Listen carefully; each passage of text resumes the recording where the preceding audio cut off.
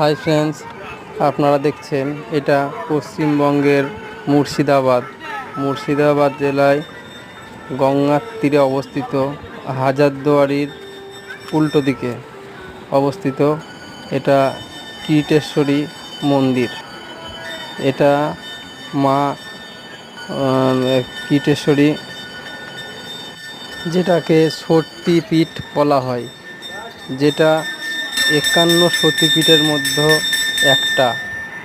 51টা সতীপীঠের মধ্যে এটা আমাদের মা কীটেশ্বরীর একটা সতীপীঠ। এইখানে শনিবার মঙ্গলবার মায়ের পুজো অর্চনা করা হয়। এখানে আপনারা আসলে এখানে আপনারা প্রসাদী সামগ্রী এখান থেকে পেয়ে যাবেন। এটা খুব জাগ্রত জায়গা, সতীপীঠ মা কীটেশ্বরীর মন্দির। জয় মা কীটেশ্বরী।